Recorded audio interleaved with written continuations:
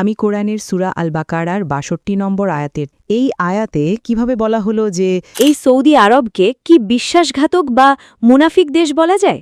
আপনার কি বলা উচিত আমি যা বলছি? ফিলিস্তিনে আমাদের ভাই ও বোনদের জবাই করা হচ্ছে, ইসরায়েল থেকে প্রায় $50 মিলিয়ন আমদানি করে। আর এটা মুসলিম এবং খ্রিস্টানদের মধ্যে একটা বিতর্কিত বিষয়ের মতো হয়ে গেছে। পোর্ট ক্লাং হয়ে একটা জাহাজ ইসরায়েলে যাচ্ছে, তারা আমাদের জাহাজে আসতেই পারবে না। দাজ্জাল আসার আগে কি ফিলিস্তিন স্বাধীন হবে? ইসরায়েলি জায়নবাদীদের গণহত্যা থেকে হামাসের মতো নির্দিষ্ট দলগুলো নিয়ে তর্ক করতে দেখেছি।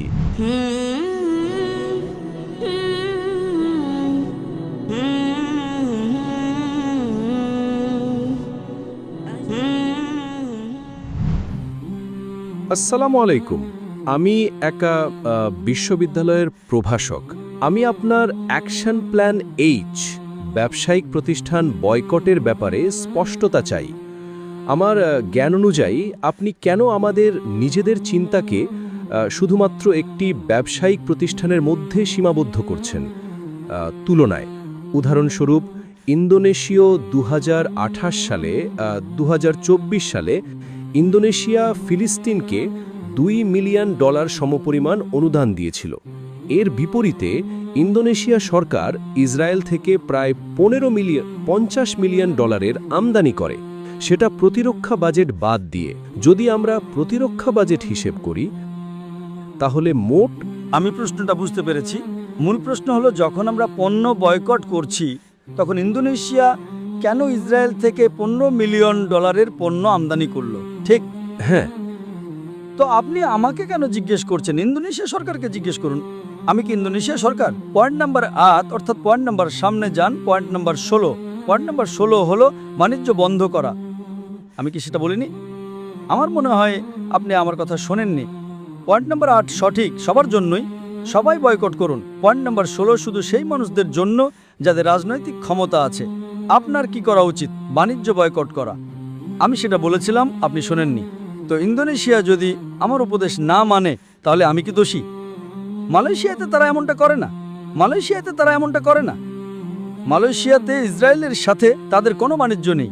এমনকি যদি তারা জানতে পারে ইসরায়েলি যদি এমন একটা জাহাজ থাকে যেটা ইসরায়েলে যাচ্ছিল, অইহুদি জাহাজ, কিন্তু যেহেতু এটা পোর্ট ক্লাং হয়ে ইসরায়েলে যাচ্ছিল, একজন চীনা পর্যটন মন্ত্রী প্রধানমন্ত্রীকে বললেন, প্রধানমন্ত্রী জনাব আনোয়ার ইব্রাহিম, পোর্ট ক্লাং হয়ে একটা জাহাজ ইসরায়েলে যাচ্ছে, এটাকে অনুমতি দেবেন না। আমরা মাত্র 60 মিলিয়ন রিঙ্গিত হারাবো, কিন্তু আমরা সেটা অন্য কোথাও থেকে পুষিয়ে নেব। তাই প্রধানমন্ত্রী বললেন, অনুমতি নেই, তারা আমাদের জাহাজে আসতেই পারবে না। আমদানির কথা তো বাদই দিন, তারা শুধু নোঙর করছিল, বিশ্রাম নিচ্ছিল আর জ্বালানি ভরছিল। না, অনুমতি নেই, বেরিয়ে যান। 60 মিলিয়ন রিঙ্গিত তারা হারিয়েছে শুধুমাত্র যাওয়ার কারণে, পাশ কাটিয়ে যাওয়ার কারণে। তো এখন আমি উপদেশ দিচ্ছি, আমি তো কাউকে মানতে বাধ্য করতে পারি না, ঠিক? তাই ইনশাআল্লাহ আপনার উচিত ইন্দোনেশিয়া সরকারকে বলা যাতে তারা ইসরায়েল থেকে কোনো কিছু আমদানি না করে এবং ইসরায়েলে কোনো কিছু রপ্তানি না করে, ঠিক? জাযাকাল্লাহ। আমার নাম রাফতিকা দেবী। আমি একজন মেডিকেল ডাক্তার। আমার বিষয় হলো হোলিস্টিক ইন্টিগ্রেটিভ মেডিসিন। আমি কোরআনের সূরা আল বাকারার ৬২ নম্বর আয়াতের তাফসির বা গভীর অর্থ সম্পর্কে জিজ্ঞাসা করতে চাই। আউযু বিল্লাহি মিনাশ শাইতানির রাজিম। বিসমিল্লাহির রহমানির রহিম। ইন্নাল্লাযীনা আমানু ওয়াল্লাযীনা হাদু ওয়ান নাসারা ওয়াস-সাবিঈনা মান আমানা বিল্লাহি ওয়াল ইয়াউমিল আখির ওয়া আমিলা সালিহান ফালাহুম আজরুহুম ইনদা রাব্বিহিম ওয়ালা খাউফুন আলাইহিম ওয়ালা হুম ইয়াহজানুন। নিশ্চয়ই যারা ঈমান এনেছে এবং যারা ইহুদি, খ্রিস্টান বা সাবিঈন ছিল, তাদের মধ্যে যারা আল্লাহ ও শেষ দিনের প্রতি ঈমান এনেছে এবং সৎকর্ম করেছে, তাদের প্রতিদান তাদের প্রভুর কাছে রয়েছে এবং তাদের কোনো ভয় থাকবে না এবং তারা দুঃখিতও হবে না। আমি যা জানতাম তা হলো যারা নিরাপত্তা, শান্তি এবং দুঃখ ও ভয় থেকে মুক্তি পাবে তারা হলো ঈমানদার, যারা আত্মসমর্পণ করেছে, অর্থাৎ যারা মুসলিম হয়েছে। এই আয়াতে কিভাবে বলা হলো যে ইহুদি, খ্রিস্টান এবং সাবিনরাও এটি লাভ করতে পারে? ধন্যবাদ। বোন, সূরা বাকারার 2 নম্বর অধ্যায়ের 62 নম্বর আয়াতের উপর ভিত্তি করে একটি প্রশ্ন করেছেন। এই আয়াতটি সূরা মাইদাতে পুনরাবৃত্তি করা হয়েছে যে আপনি যদি একজন সাবিন, ইহুদি বা খ্রিস্টান হন, যদি কোরআনে বিশ্বাস করেন এবং এক আল্লাহতে বিশ্বাস করেন তবে জীবনের সেরাটা পাবেন। সুতরাং প্রশ্নটা হলো, ইহুদি এবং সাবেনরা কিভাবে সেরাটা পাবে, তারা কিভাবে নিরাপদ থাকবে? আপনাকে যা বুঝতে হবে তা হলো, এই আয়াতটি যদি আপনি তাফসিরগুলো পড়েন, যেটা আপনারা উল্লেখ করতে বলেছেন, এটা একটা প্রশ্ন সম্পর্কে কথা বলছে যে সাবিনরা, ইহুদিরা, খ্রিস্টানরা তারা কি জান্নাতে যেতে পারে? যদি তারা ইসলাম গ্রহণ করে তবে কেন নাই? এর উত্তর যদি আপনি কোরআনের সাথে মিলিয়ে দেখেন, কোরআন সূরা আল ইমরানের 3 নম্বর অধ্যায়ের 110 নম্বর আয়াতে বলে, কুনতুম খায়রা উম্মাতিন উখরিজাত লিন-নাস, হে মুসলিমগণ, তোমরাই মানব জাতির জন্য শ্রেষ্ঠ উম্মত, তা'মিরুনা বিল মারুফি ওয়া তানহাউনা আনিল মুনকার ওয়া তু'মিনুনা বিল্লাহ। কারণ তোমরা যা ভালো তার আদেশ দাও এবং যা মন্দ তা থেকে নিষেধ করো এবং তোমরা আল্লাহতে বিশ্বাস করো।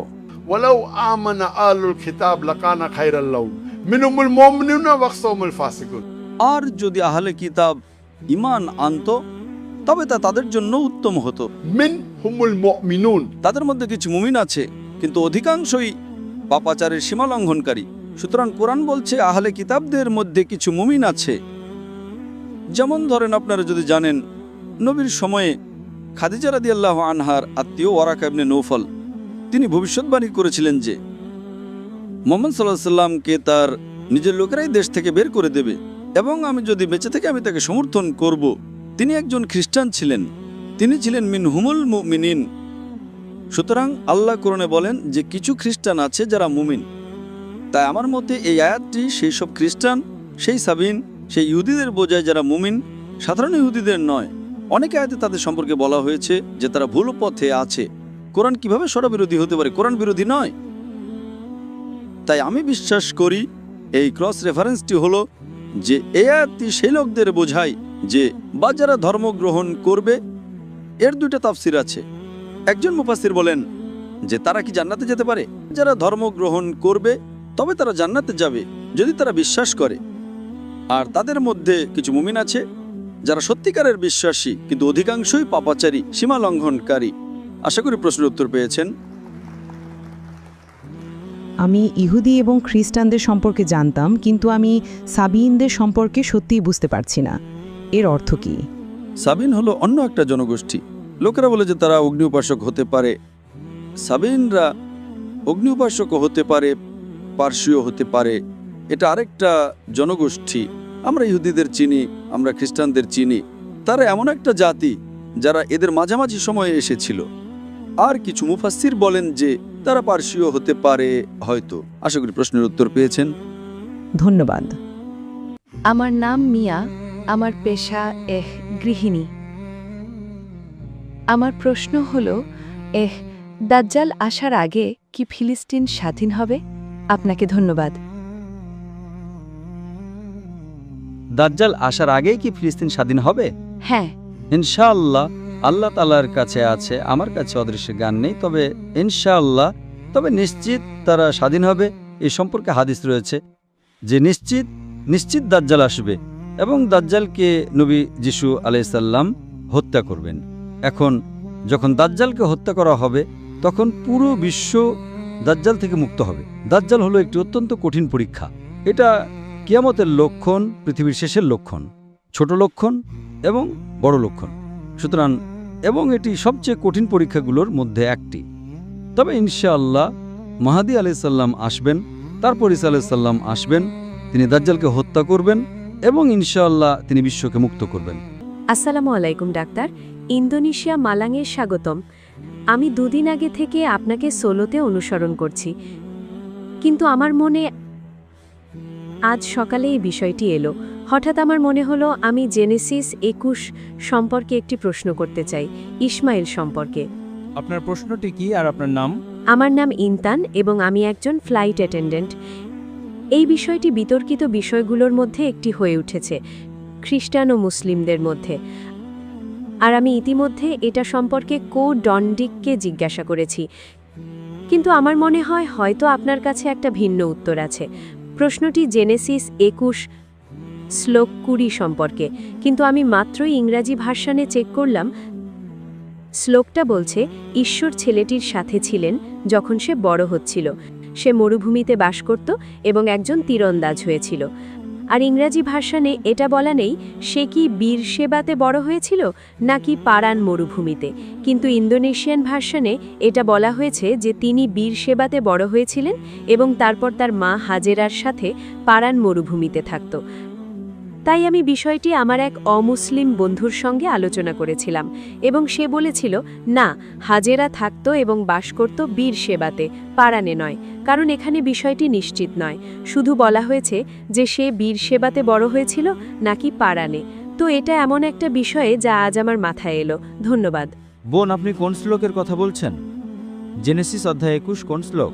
জেনেসিস 21 অধ্যায় 21 শ্লোক 20।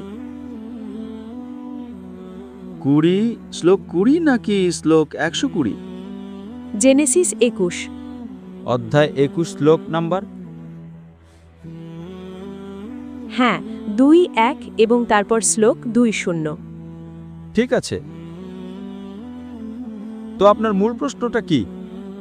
তো আমি শুধু জানতে চাই, হাজেরা এবং ইসমাইল তারা কি বীরশেবা মরুভূমিতে বড় হয়েছিল নাকি পারানে? কারণ ইন্দোনেশিয়ান ভার্সনে তারা কোথায় বড় হয়েছিল তা বলা নেই, শুধু বলা হয়েছে যে শেষে তারা পারান মরুভূমিতে থাকত।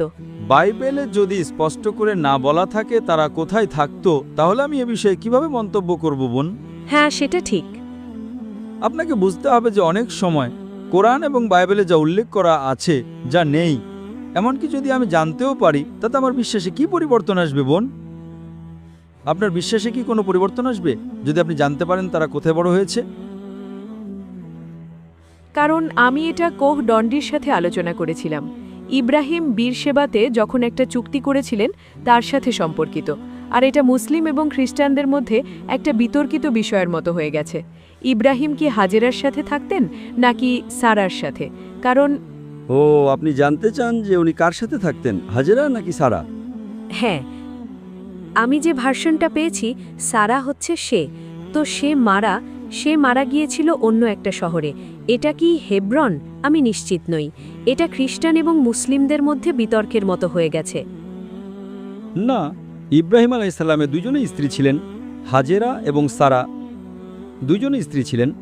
সারাও একজন স্ত্রী এবং হাজেরাও একজন স্ত্রী। তাহলে বিতর্কটা কি নিয়ে আমি বুঝলাম না।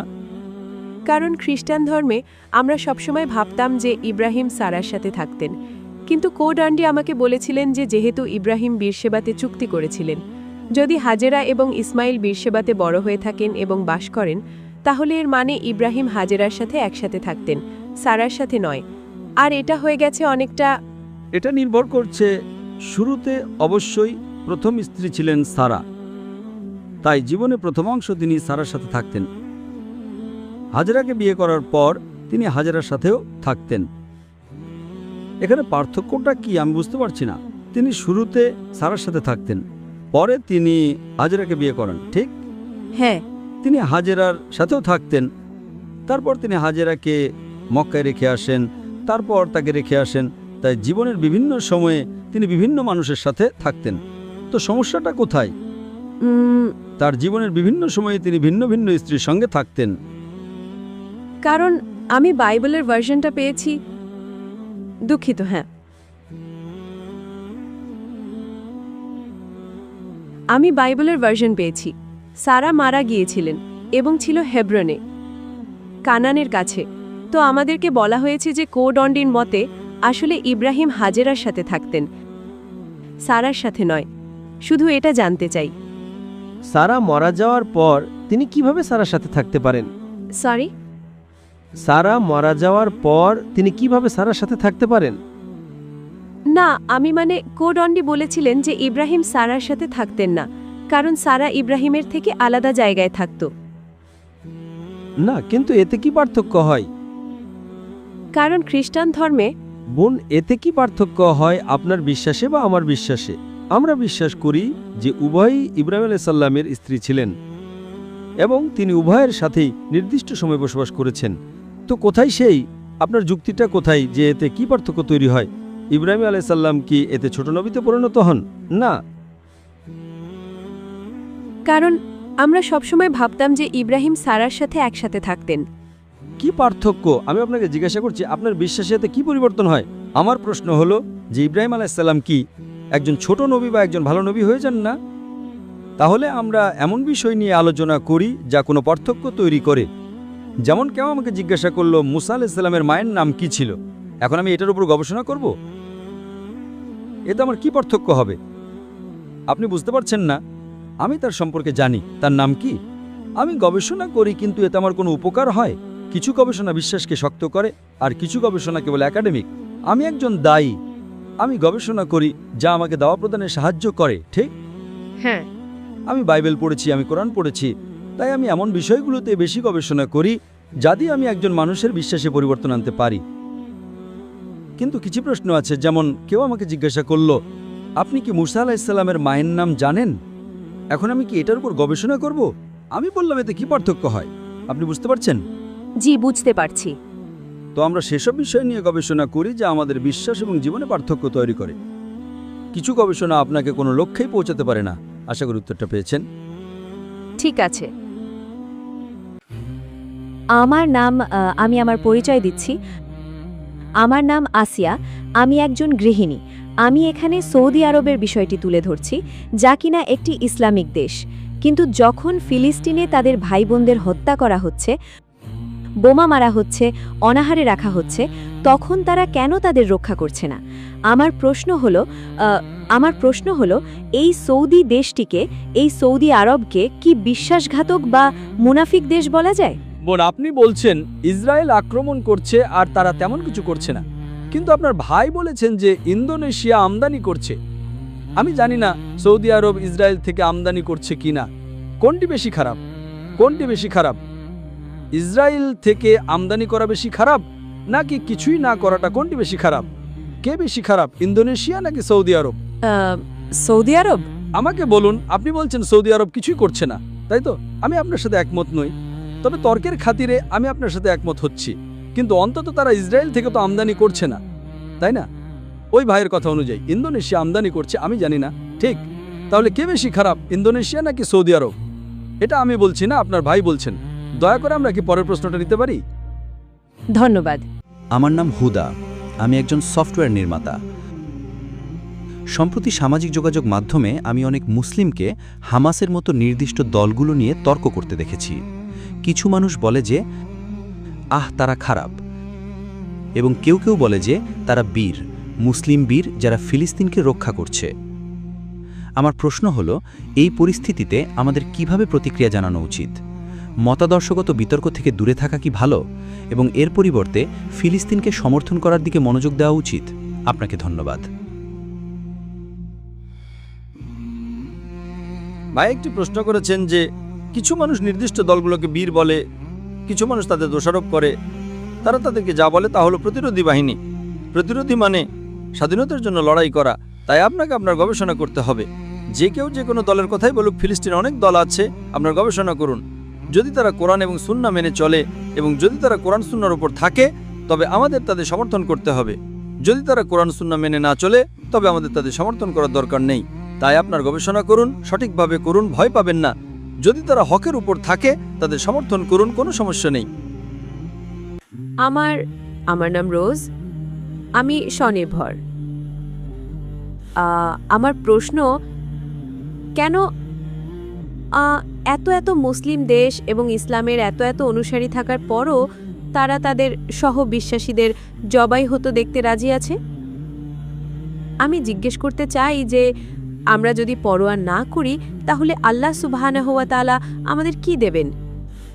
অথবা কিসের জন্য আল্লাহ সুবহানাহু ওয়া তাআলা আমাদের শাস্তি দেবেন? কারণ আমরা কোনো পরোয়া করি না এবং কেবল দর্শক হয়ে আছি। ফিলিস্তিনে আমাদের ভাই ও বোনদের জবাই করা হচ্ছে। বোন, আমি প্রশ্নটা বেশ বুঝতে পেরেছি। বোন প্রশ্ন করেছেন যে আমাদের এত দেশ আছে, এত মুসলমান আছে, আমরা নীরব দর্শক হয়ে আছি। আমরা যদি নীরব দর্শক হয়ে থাকি, তাহলে আল্লাহ সুবহানাহু ওয়া তাআলা কি করবেন? আল্লাহ আমাদের পরীক্ষায় ফেল করিয়ে দেবেন।